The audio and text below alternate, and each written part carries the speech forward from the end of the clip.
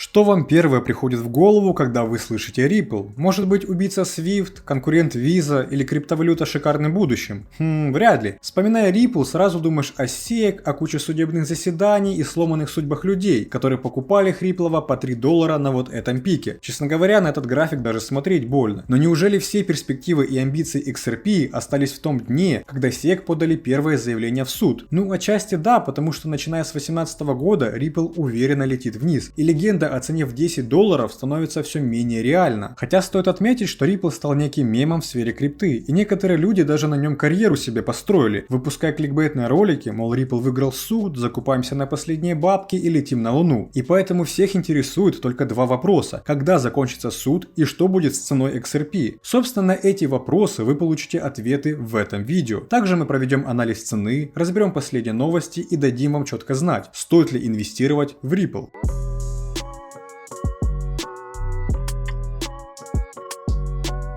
Всем привет, меня зовут Влад и вы на канале Coin22. Перед просмотром обязательно подписывайтесь и ставьте лайк этому видео, а мы начинаем. Ripple – криптовалюта, которая должна была стать самой лучшей и подвинуть старика биткоина на второе место, но, как говорится, что-то пошло не так. На самом деле Ripple реально мог стать, если не первой, то второй криптовалютой точно, и сейчас объясню почему. За счет того, что в нашем цивилизованном мире приходится ежедневно пользоваться деньгами, то было придумано множество способов, как это делать быстро, а главное удобно.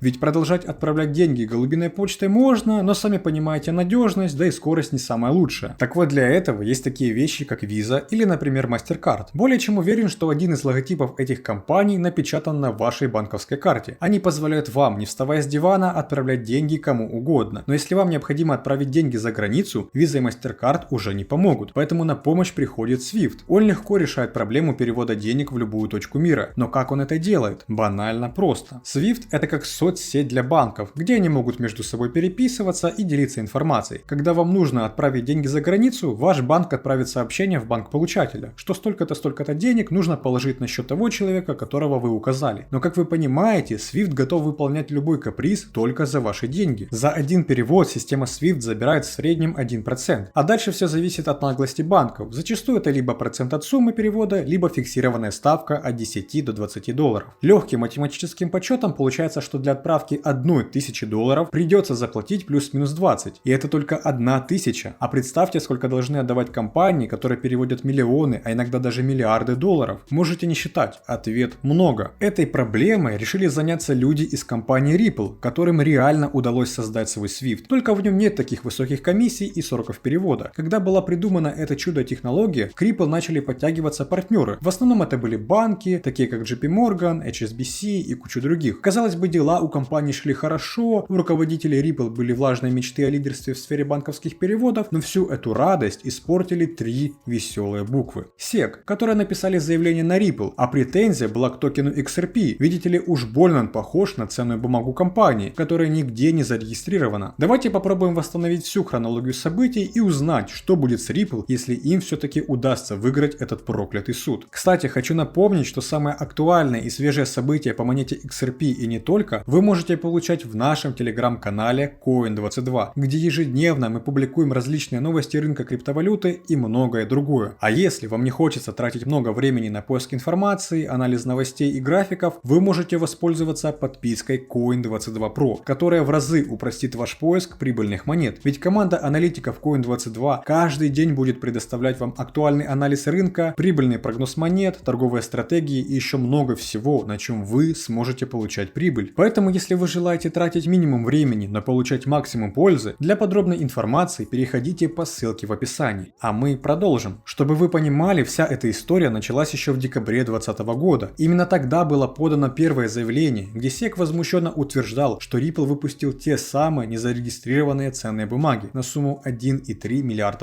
После такой новости Ripple продавали все, кто только мог. Тем самым курс монеты упал более чем в 2 раза. Спустя несколько дней биржа Coinbase заделистила делистила XRP, ведь Coinbase максимально прозрачная биржа и проблем из-за Ripple она иметь не хотела. Поэтому до сегодняшнего дня купить XRP на Coinbase у вас не получится. Далее уже в марте 2021 года Ripple отправляет свои первые письма в суд, где просит судью отклонить этот иск. Мол, у SEC нет никаких доказательств и они вообще не правы. В том же марте уже SEC с пеной во рту пишет в суд и пытается добиться немедленного слушания, а не этих любовных переписок. И первое слушание закончилось тем, что Ripple на примере битка и эфира пытается доказать, что XRP это не акция. Тем самым им удалось получить трехлетний льготный период, чтобы за это время урегулировать вопрос своих токенов и сделать их максимально децентрализованными. И спустя 1000 заявлений, ответов, различных документов от двух сторон вопрос так и не был решен до сегодняшнего дня. Но первое продвижение по этому вопросу можно было заметить в начале этого лета. И были они, как ни странно, в сторону Ripple, потому что Ripple удалось добиться отклонения запроса SEC о запрете заявления одного из бывших директоров комиссии по ценным бумагам. Соответственно, после этого дело немного приостановили и дожидались следующих пруфов от обеих сторон. Мы знаем, что есть только два возможных варианта, которыми может закончиться иск XRP. Либо дело будет закончено в суде, либо SEC и Ripple Labs договорятся между собой, что маловероятно. До сих пор не было никаких указаний на то, что судья по этому делу планирует отклонить этот иск. Дело опять утихает и особых продвижений нет. Кроме последней шумихи, которая подняла цену на 30% с конца прошлой недели. А новость связана с тем, что Ripple и XRP призвали судью, который сейчас занимается этим разбирательством, немедленно закончить это дело. По факту обе стороны считают, что все аргументы предоставлены, и лишь судье остается ударить молоточком и объявить победителя в этой схватке. Конечно, чаша весов склоняется больше в сторону Ripple, ведь генеральный директор в последних документах и твиттере дал четко понять SEC, что XRP это не акция. Это, понятное дело, вызвало только положительные эмоции у фанатов Ripple, из-за чего, собственно, и поднялась цена монеты. Но исходя из того, что мы имеем на сегодняшний день, вся эта история может закончиться несколькими сценариями, которые вероятнее всего будут наблюдать наши внуки. Первое – это полное урегулирование. Что я имею в виду? Урегулирование – это один из возможных результатов судебного процесса SEC против Ripple. Пока обе стороны готовятся к будущему решению судьи, многие подобные процессы в конечном итоге заканчиваются крепкими рукопожатиями и мирными соглашениями. Честно, не ясно, насколько вероятен такой исход в данном случае. Требования Ripple достаточно просты, и они дали всем понять, что хотят, чтобы иск против компании был исключен из суда, а SEC оплатили свои судебные издержки за долгие мучительные годы. Как вы понимаете, такие требования не похожи на поведение стороны, которая хочет пойти на компромисс. Тем не менее, урегулирование все-таки может произойти, особенно если SEC первые пойдут на уступки. Если это произойдет, то SEC примут решение о выплате Ripple небольшой суммы и закроют это дело. Ну а что, если в этой жесткой войне найдется победитель? Например, Ripple. Как будут развиваться события в таком варианте? Такое понятие, как победа, в данном случае максимально двухсмысленное. По сути, если судья решит, что Ripple ничего не должен выплачивать, то это будет финансовая победа и по кошельку компании не ударит. Также это позволит избежать регулирования XRP в качестве ценной бумаги, что является еще одним плюсиком. А если суд заставит SEC оплатить моральный ущерб, это вообще станет вишенкой на торте. Но в целом судебное разбирательство не обязательно должно идти в сторону Ripple. Также есть еще очень важный вопрос. Когда судьи выносят решения по различным делам, их решение становится своего рода законом, который можно использовать для решения аналогичных судебных дел в будущем. Если Ripple победит, то весь рынок крипты наконец-то будет освобожден от пристального наблюдения SEC. Тем самым опять будут процветать ICO, выпускать свою крипту смогут абсолютно любые компании и не бояться никаких проблем с SEC. И это больше станет победой не Ripple, а рынка крипты в целом. Но правительство США ни в коем случае себе не позволит, чтобы какая-то крипта с оборотом в миллиарды долларов за сутки останется без пристального внимания. Поэтому SEC будет вести бой до последнего адвоката и делать максимум, чтобы стать победителем в этой схватке. Так если они выиграют, что же будет? В этом случае, когда судья встанет на сторону SEC, Ripple будет думать, где бы взять денег, так как придется выплатить 1,3 миллиарда долларов плюс проценты. Это, конечно же, дико ударит по бюджету компании, а также самое главное по монете XRP. Как вы понимаете, это худший из худших вариантов, который вообще может быть. Можно будет уже сразу забыть про Хриплова и в честь уважения ставить ему памятник. А когда же закончится эта история, спросите вы? Ответ явно не скоро. Судя по тому, как протекает это дело, окончательный вердикт мы, скорее всего, услышим не раньше, чем в конце этого года, а может быть даже и позже. По большей части здесь все будет зависеть только от SEC. Если они реально пойдут на компромисс, то победа будет за силами света. Но, как я уже говорил, в таком случае правительству придется полностью пересмотреть отношение к крипте и к ее регулированию. Но вопрос, покупать ли Ripple, все равно остается открытым. Давайте же попробуем на него ответить. XRP, казалось бы, реагирует на положительные новости, но глядя на график, начинаешь немного задумываться. Недавнее снижение XRP остановилось прямо у основания известного ценового правого коридора на уровне 33 цента. Каждый раз за последние 3 месяца цена XRP после удержания на этом уровне начинала расти и достигала 37 центов. В процентном соотношении это соответствует еще 9% потенциального роста котировок XRP. Таким образом, у нас есть отставание XRP в цене, отставание в интересе инвесторов и возможный потенциал роста на 9%. Только этот потенциал по-прежнему зависит от инвесторов и хороших новостей с поля боя против SEC. Главная цель XRP – это отметка в $1, и хорошей новостью является то, что Ripple удается удерживаться на уровне 3-4 цента, а объем торгов значительно увеличился за последние пару недель. Криптоаналитики говорят, что следующим шагом для XRP будет преодоление сопротивления на отметке 6 центов. Но из-за недавнего спада на крипторынке в целом большинство криптоэкспертов скептически относятся к цене XRP и думают, что даже если XRP достигнет $1, это будет не раньше 2023 года, если это вообще произойдет. Стоит ли покупать? Честно говоря, не вижу смысла, так как это максимально непредсказуемая монета и одному SEC известно, что с ней будет. Кто-то скажет взять в долгосрок, вообще не соглашусь, ведь какой смысл замораживать свои деньги в забытой богом монете? Барьером для роста выступает не только SEC, но и другие криптовалюты. Все инвесторы, да и трейдеры уже равнодушно относятся к XRP, ведь за то время, пока Ripple в сторонке вели разборки, другие криптовалюты развивали свои блокчейны, масштабировались, проводили кучу обновлений и так далее. Поэтому лучше не тратить свои силы, деньги, а главное нервы. Лучше оставить это для наших внуков. Думаю, они застанут тот день, когда вся эта история длиною в жизнь поставит свою точку. А пока лучше интересоваться новыми монетами, которые выпускают на рынок. Так что пишите в комментариях обзор какого токена или целого проекта вы бы хотели увидеть в будущем. Также поддерживайте это видео лайком и подпиской на наш телеграм-канал. Смотрите прошлые интересные ролики и увидимся очень скоро. Пока!